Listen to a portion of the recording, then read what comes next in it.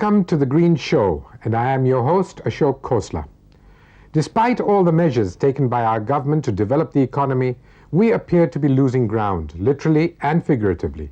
The problems of poverty and pollution, population growth and peripheralization are not only still with us, but continue to grow.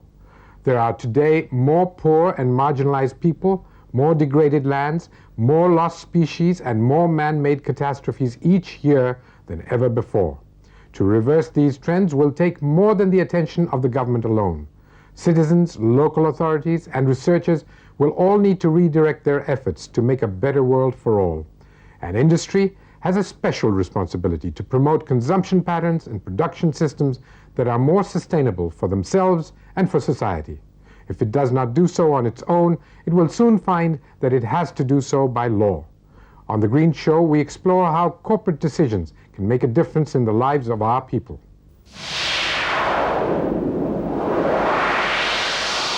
In this episode of The Green Show, a symbol of pride is going up in smoke. As Charminar completes 400 years of its stately existence, there is little to celebrate. Then we meet soldiers of a different kind. The Ecotask Force has waged a war against deforestation, and the dull brown shades are turning green once again. And finally, how your friendly domestic refrigerator poses a grave threat to the environment, but research is on to mend its bad habits.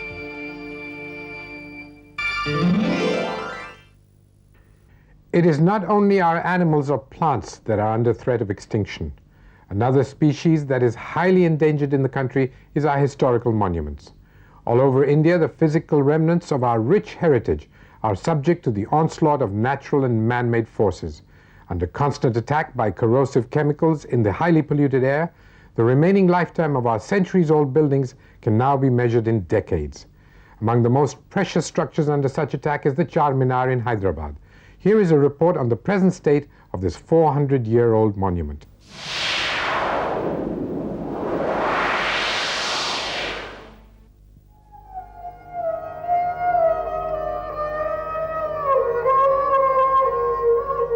Taj Mahal, a picture of poise. For centuries it has graced the banks of the Yamuna in romantic tranquility. An architectural wonder, a tourism revenue earner. Today this crown of our heritage stands soiled thanks to intense industrial activity. The government did wake up, but only when the Supreme Court intervened. Action was taken against 500 glasswork units and foundries. The Taj has hit the headlines. But nobody seems to care for the state of the other monuments affected by pollution. One such forgotten structure is Charminar, the pride of Hyderabad. Charminar stands in the center of this beautiful city. Built by Sultan Muhammad Ali, it has completed 400 years of existence. Charminar was erected in the memory of the dead, those who died fighting the killer disease, malaria. Today, this monument of remembrance itself suffers from a serious disease. The most familiar disease of modern times, pollution. Charminar is giving way. What time couldn't do, smoke is doing today. The Charminar is literally suffocating.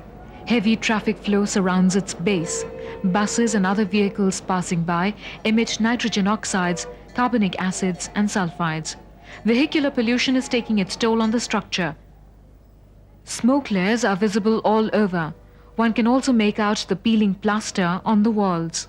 Charminar, unfortunately, existing in an area where I think a lot of traffic is going. I think nowhere in the world such monument exists where so much traffic is going around that building, I think it's, I don't know how this building is existing. Traffic is not the sole factor though. There is industrial pollution as well. Hatidan Industrial Estate is situated 10 kilometers south of Charminar. The wind carries to it pollutants from the conglomerate of industries. Mismanagement of tourism is adding on to pollution. Some 40 small-time hotels and restaurants have come up within 100 meters of the structure. Their spewing chimneys contribute to the damage. The damage to Charminar is not merely skin deep. Continuous traffic flow causes vibrations. This, coupled with a lack of maintenance, has turned the beautiful Charminar into a sorry tale of neglect. The lower base of the structure stands damaged. Finely proportioned arches are beginning to show signs of decay. Lime and stone on its roof is cracking. Such cracks are beginning to appear almost everywhere. Then there are other problems. Problems of human apathy. The usual scribblings have erupted on Charminar like a rash. Certain places even have nails driven into them. Disrespectful ignorance is evident in the shape of barn spittings on its walls. Human apathy has reduced a monument from the glorious past to a mere spitting bin today. Yet nobody seems to be bothered. Sadly and silently, Charminar bears it all.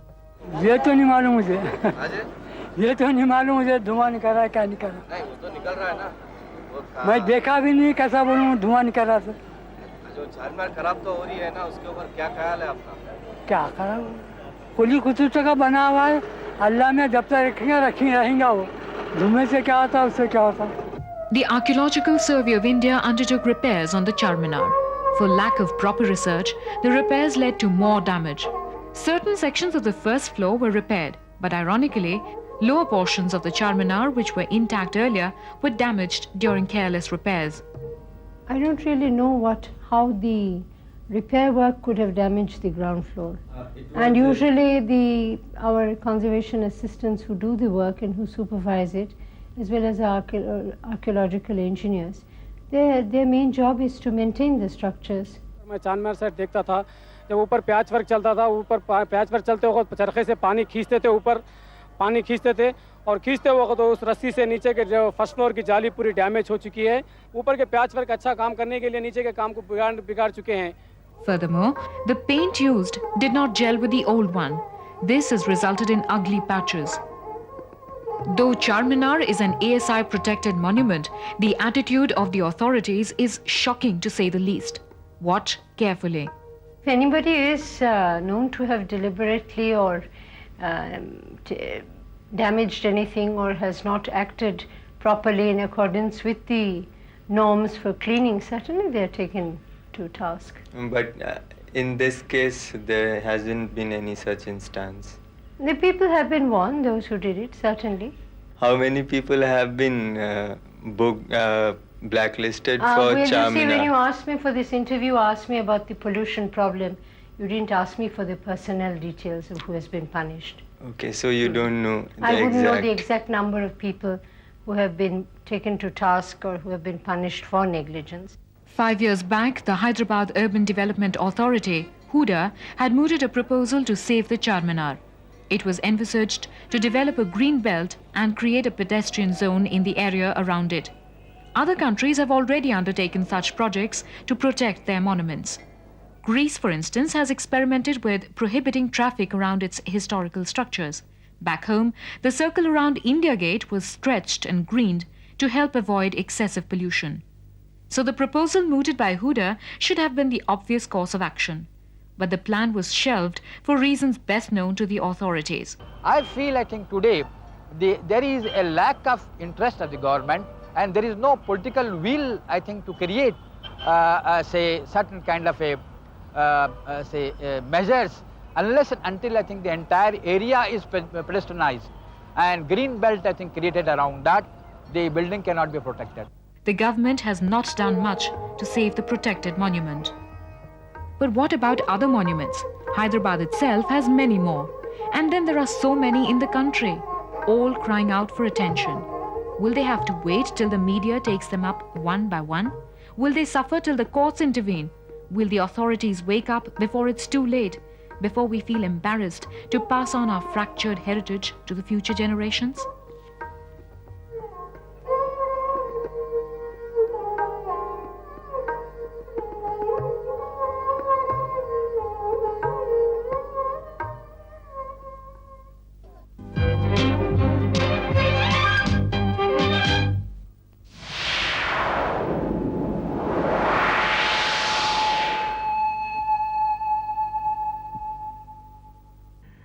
Our hills are rapidly losing their forest cover.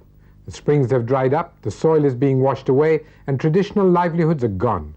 But it means more than just damage to the environment. The tourist industry also stands threatened. Mussoorie, Shimla and other hill stations are now surrounded by bare hills where once there were lush forests. A new initiative now hopes to halt the spread of the desert. 4 battalions of ex-servicemen have been raised for a new war to plant trees and to stop the cruel plunder of local forest resources. We take you to Mussoorie, where another kind of army fights a valiant battle to bring the hills back to life.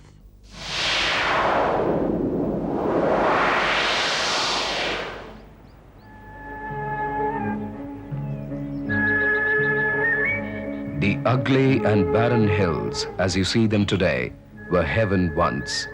Their lush green slopes were complemented by channels of gushing water round the year, not sporadically and seasonally as it now does. Once insects hovered over rich vegetation, inviting birds. Birds sang in every season. Today, hardly a bird is in sight. Earlier, one could have spent a lifetime just counting shades of green. No more now. Shades of dull brown are eating into the picture, a picture of hills neighboring the famous tourist resort, Mussoorie. But someone is silently restoring the magnificence of the days gone by. The sounds of gushing water and singing birds can be heard again. The shades of green are returning. Can you imagine a soldier working as a conserver? No? Think again, because that's exactly what he's doing here in Mussoorie. He's fighting a war against the blind and indiscriminate exploitation of our environment. The enemy, the deadliest known animal on planet Earth, man. Indiscriminate mining activity and deforestation in Mussoorie had begun taking its toll on nature. The fragile balance of nature was on the verge of collapsing. Further exploitation resulted in visible climatic changes. Rains got delayed and lasted for a short duration. The atmosphere started heating up. Mussoorie lost its charm as a summer resort. Water channels dried up. The result, a receding groundwater table. Vegetation could not survive. When rain came, it took away with it the topsoil. Once the balance was toppled, this became a vicious cycle. Only the army could save the hills now. The army discerned a challenge in the situation. The work required to re-green the hills needed to be taken up on a war footing. In 1982, Ecotask Force 127 Battalion was set up. It was raised from the ex-servicemen from that region. They were familiar with the terrain and had a genuine concern to improve the environmental surroundings. They were given some pilot projects in Shahjahanpur ranges near Mohand. These ranges form a part of the fragile and unstable terrain of the Shivaliks. The unit delivered what it was expected to. More than 3 lakh saplings were planted and major soil conservation work was carried out. Emboldened by the success, the unit was moved to Kirakuli ranges in 1984. These were utterly degraded southern slopes of Mussoorie Hills. In 1985, the Supreme Court ordered the Ecotask Force to prevent illegal limestone mining in the area and to reclaim the mines which had wreaked havoc on the hills. Today, only this government-owned mine is active in the area. The Ecotask Force has successfully reclaimed 25 such mines. The entire area was a huge mine earlier. Now, it has been restored to the nature. The task of Ecotask Force is not as easy as it seems. The Kirakuli area had some 3,400 hectares of land, most of it being steep slopes, extremely difficult to approach. It took 10 long years to restore this area to a semblance of what it must have been before degradation started.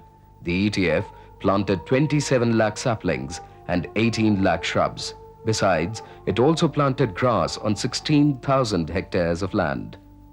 कुछ भी नहीं था साहब, ना पेड़ पौधे, बस 2-4 कसनार के मोटे मोटे पेड़ थे, बाकी ऐसा ही था साहब। मसूरी में ना वही खास ऐसे बर्फ वगैरह पड़ती थी। तो जब हम लोगों ने वहाँ पर मतलब उसको अपना दिल और जान से मतलब मेहनत काम किया साहब, तो हमें उसका फल अभी 10 साल के बाद मिल गया साहब। The Ecotask Force also takes care after the plantation. It nurtures the saplings till they reach a height of 3 feet, whereupon they can look after themselves. the survival rate of the saplings and shrubs has been a remarkable 90%, whereas the unit itself had not envisaged a success rate of more than 10%. Men of lesser mettle could not have succeeded in this war. However, a lack of coordination with the villagers and locals had led to some problems. The Ecotask Force planted trees like cypress, eucalyptus, pine, silver oak and poplar. Most of these species suit the environment. However, they do not meet the requirements of the villagers in terms of fuel wood, nor do they provide any economic benefit to them. Actually, for the Mussoorie area, that is the Kyarkuli catchment, we were dictated by the terms or the advice given by the Forest Department. Forest Department actually goes in for very easy species, that is the pine, the surai, or what you call the cypress. And it's based on the altitude, depending on the altitude you're working. But we did find that for any plantation or any environment project to be successful, the participation of the villagers is a must. अधिकतर तो Cyprus जिसको कहते हैं वो लगाए गए हैं जो लकड़ी या घास या जो स्थानीय लोगों की ज़रूरत है उसके अनुसार वो किसी उपयोग के नहीं है। हाँ, सजावट है, हरियाली दिखाई देती है, उन पौधे लग गए, हरियाली हो गई। हमने कहा है कि वन पंचायत गठित की जाए जिसमें स्थानीय लोगों को रोजगार भी मिलेगा, स्थानीय लोग उसमें कार्य भी करेंगे और स्थानीय लोग उसकी देखभाल भी करेंगे। स्थानीय लोग ही जो मैं पौधा लगाऊंगा तो मेरी आत्मीयता भी उससे जुड़ेगी और मैं उस पौधे को नुकसान नहीं पहुंचाऊंगा। The Ecotask Force was quick to realize its folly. So last year, when they began working on a new area, they immediately sought the villagers' cooperation. This is the Aglar River watershed area. River Aglar feeds the Yamuna. The area is spread over 33,000 hectares of land, which is utterly degraded. Aglar falls on the leeward side and thus receives extremely meager rainfall. It is almost a semi-desert. Here, the Ecotask Force is carrying out a joint forest management approach with the villagers. Trees, for instance mango, which are best suited to the local environment and beneficial to the villagers, are being cultivated here. With the current workforce of 236 ex-servicemen, the entire area would take at least 15 years to be restored. The work done so far includes plantation of 26,000 saplings and has covered more than 420 hectares of land. The villagers have seen a marked improvement in the environment in just 1 year. फायदा तो जी बहुत कुछ है साहब। देखो जो कि मैं 6 महीने के लिए रहते थे साहब, अपने आप में यहाँ 6 महीने का गुजारा होता था मेरा। लेकिन जब आपकी फौज आई तो आज दिनों में जो है मुझे साल भर हो चुका है, मैं यहाँ से खड़ा नहीं उठा है। घास का यहाँ नाम ही नहीं थे, सिर्फ जब तक ये खड़े पेड़ थे, बूढ़े बूढ़े पेड़, इसमें 2-3 महीने चलते थे, बाकी कोई भी घास का कोई चारा नहीं था, लकड़ी नहीं थी। अब के साल जो है घास अभी भी हम जंगलों से वो बड़ी घास काट रहे हैं साहब। Mussourie's long-lost beauty and charm will return, thanks to this unit of the Territorial Army. Their success sparked the process of raising such battalions in Samba, Bikaner and Pithoragarh. The annual maintenance cost of these 4 units comes to about ₹8 crore. The Ministry of Defence funds the project. The Ministry of Environment and Forest reimburses the costs incurred. In 1992, it was felt that the Ecotask Force is too expensive to maintain and that it should be disbanded. However, a compromise was reached under which each battalion of the Ecotask Force is disembodied for a period of 4 months every year. Several reasons make this decision seem unwise. Yes, we've had problems, especially my area now has become very large because the Mussoorie area has not yet been taken over from me. From 1985 onwards, the plantation is there. The villages in that area are a little smart. They are urbanized because Mussoorie being nearby. And they've realized that the Ecotask Force is laid off 4 months a year. So we do have a lot of damage during that period. जो हम 8 महीने में कमाते हैं वो 4 महीने में थोड़ा जमा नहीं कर सकते और खर्च हो जाता है। तो उस 4 महीने आप लोग क्या करते हैं? 4 महीने में कुछ नहीं साहब, ना हम घर के ना घाट के, हम कहीं के नहीं रह जाते हैं। अभी इधर भी हमारी नौकरी है, अगर बीच में हम कोई दुकानदारी करें तो 4 महीने में हम क्या कर सकते हैं। The Ecotask Force is also facing other problems like irregular supplies. Essential items like vehicle tires, tents, mosquito nets, etc. often take long to reach. this naturally affects the quality and quantum of the work being done. Perhaps other ways of funding the Ecotask Force battalions should be considered. Getting industrial and business houses to sponsor the work could be one way of going about it.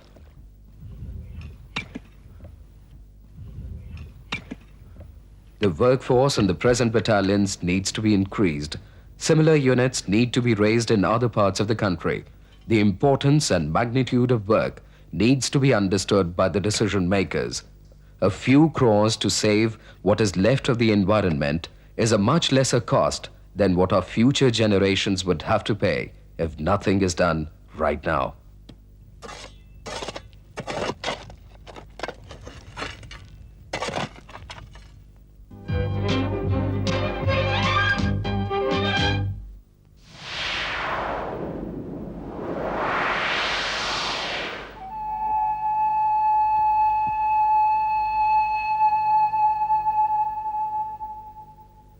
Governments all over the world are under pressure from environmental organizations and citizen groups to take urgent action to protect the environment. The Montreal Protocol, signed 5 years back, requires each country to phase out certain hazardous chemicals that threaten the ozone layer which shields us from ultraviolet radiation. Until recently, most refrigerators used such chemicals, but a new eco-friendly process could change that. Already commercialized in some European countries, the new fridge has still to reach the Indian market. The Green Show investigates this breakthrough technology.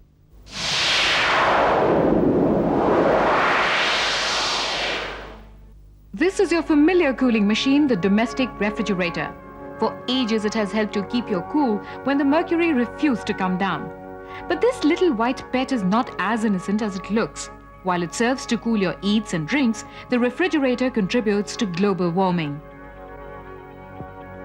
The heart of your refrigerator is this tiny black compressor. Its job is to pump gas into the circuits. This gas, the CFC, cools the inside but plays havoc outside.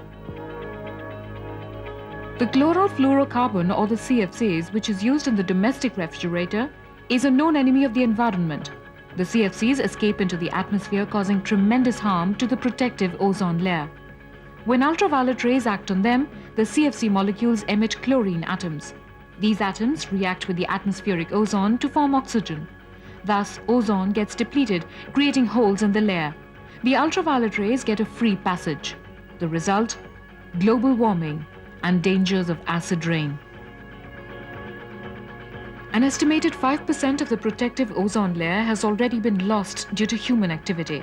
If action is not taken immediately, all life on Earth would be threatened. But there is a ray of hope. For every CFC molecule that's prevented from entering the atmosphere, 100,000 molecules of the ozone layer may be spared. We simply need to stop the use of CFCs in our industry. It was for this reason that the international community got together in Montreal in 1987. Under the Montreal Protocol, it was decided to phase out CFCs altogether from industrial usage by the year 2010. In the West, for instance in Germany, the use of CFCs has been stopped completely. But in our country, the substitute is still being researched. Presently, the researchers have come up with 2 substitutes of CFCs, the hydrofluorocarbons, or the HFCs, and the hydrocarbons, the HCs. At the Indian Institute of Technology, Delhi, research is being carried out into the new HC refrigerator. The project has been named Eco-Fridge. Instead of CFC, it utilizes hydrocarbons in pure or mixed forms. This technology does not require any change in the refrigerator design. Only the compressor would be modified. The hydrocarbons, which do not contain any chlorine or fluorine atoms, they are pure carbon and hydrogen. They can be used in the different appliances, and this way they do not emit any chlorine atom in the atmosphere, and they are not going to react with ozone, and this way they are environment friendly. Researchers claim that HFCs and HCs do not harm the ozone layer, but their commercial use poses other problems. With the HFCs, one major problem is that they would be difficult to service. On the other hand, the HC gas is highly inflammable. This causes problems in handling and manufacturing. There's another problem with hydrocarbon gas. It is not manufactured in India. Importing has its own problems. Recently, the government eased out matters for the manufacturers. The HC imports have been freed of any duty. Yet the refrigerator manufacturers will have to put in money, at least initially, in research and design. However, the Montreal Protocol Fund would reimburse the changeover amount later on. Manufacturers are showing interest. Some are co-sponsoring the research at IIT. The manufacturers of all-wind refrigerators have even developed an indigenous CFC-free compressor in their R&D department. They have plans to manufacture it soon. But what about the customers' interests? Would the new technology function as well as the old one? The eco-fridge refrigerator or isobutane or based on mixture is equally good in performance as of CFCs.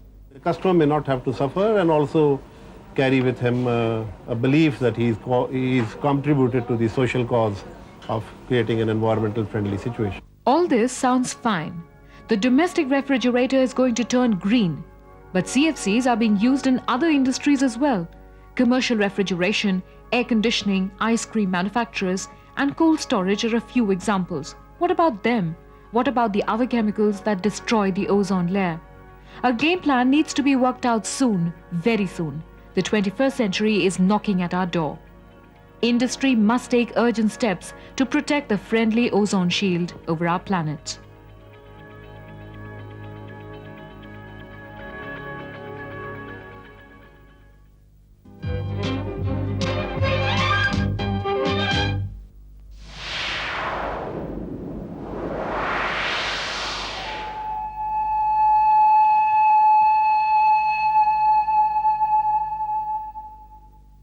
A stitch in time saves 9, but our whole economy seems to be based on the opposite assumption. Economists tell us that we must accumulate much more wealth before we can afford to worry about cleaning up. But why make a mess in the first place? After all, there is no reason why production of goods and services has to be accompanied by so much waste and pollution. There are always technology, location, and other options by which such damage can be greatly reduced. The time has come for us to take a much more critical look than ever before at the economic choices we make. They will not only limit possibilities for our children, but are coming back each day to haunt our own lives.